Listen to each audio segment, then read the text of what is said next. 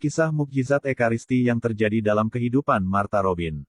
Seorang Katolik yang sangat taat dan beriman, suatu misteri tersendiri bahwa Martha Robin ini dapat hidup tanpa makanan apapun yang lain selama 50 tahun, kecuali dari Ekaristi.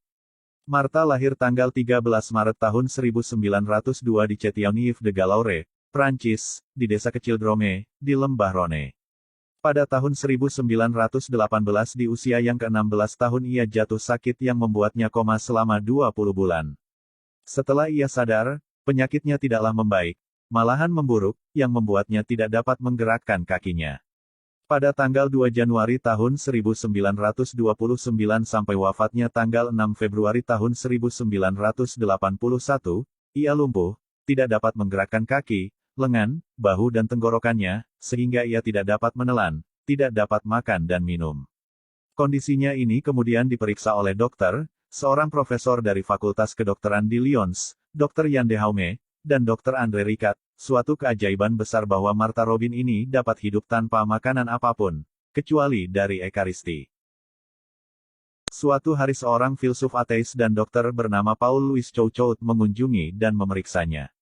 Gereja Katolik tidak menghalanginya, dan Dr. Choucault mendapat izin dari uskup setempat untuk menyelidiki keadaan Martha Robin.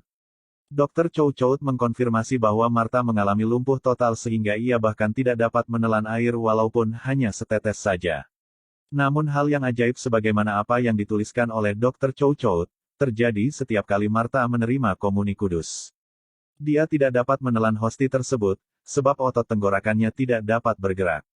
Namun hosti itu lewat secara misterius melalui bibirnya yang tertutup dan menuju ke saluran kerongkongannya.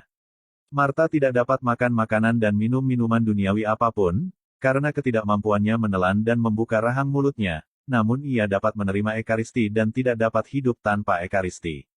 Maka bagi Martha, menerima Ekaristi adalah sesuatu yang terpenting. Ia menerima komuni sekali seminggu pada hari Selasa, dan pada hari Rabu di saat menjelang wafatnya, yang didahului dengan sakramen pengakuan dosa. Setelah itu ia mengucapkan doa penyerahan dirinya kepada Tuhan Yesus. Doa itu disusunnya sendiri di tahun 1925. Setelah menerima komuni, Martha mengucapkan syukur dan sukacita dalam keheningan dan tenggelam dalam keadaan ekstasi, dan wajahnya bersinar dengan keindahan yang tak terukur.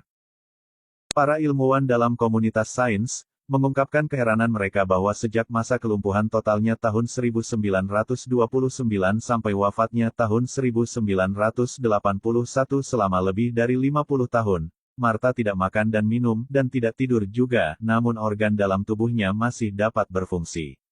Ekaristi merupakan satu-satunya makanan yang menguatkan bagi Martha. Dengan mukjizat ini Yesus ingin menunjukkan kekuatan Ekaristi yang luar biasa, jika diterima dengan iman yang dalam dan teguh.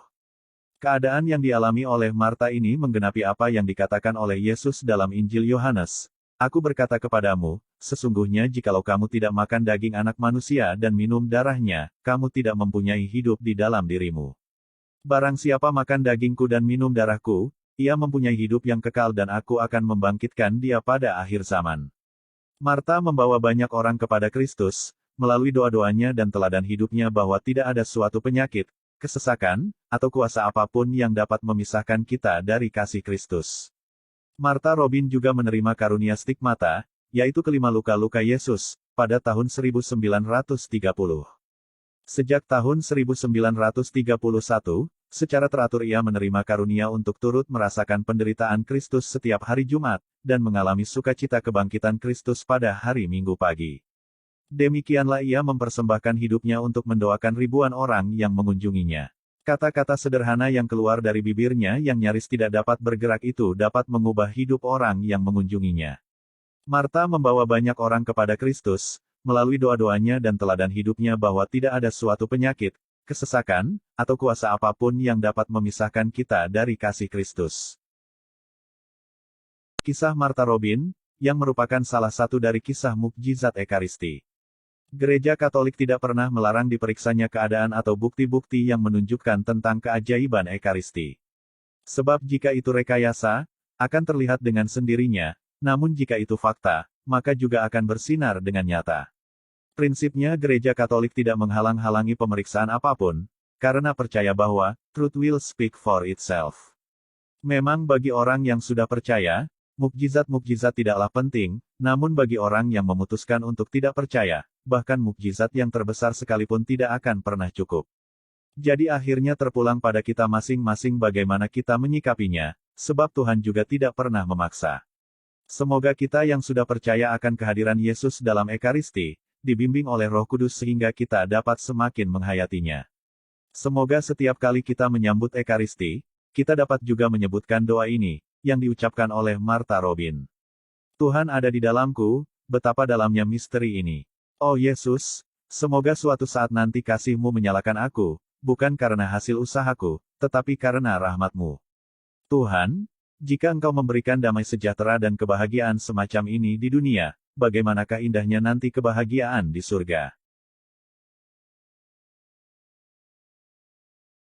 Cinta Tuhan yang mulia dan terindah dalam tubuh dan darah Kristus. Semoga dengan kisah manis ini, memberi peneguhan iman kita untuk percaya sepenuhnya dan menyadarkan kita selalu membuka hati dengan cinta untuk menerima Yesus Kristus dalam perayaan Ekaristi. Tuhan memberkati.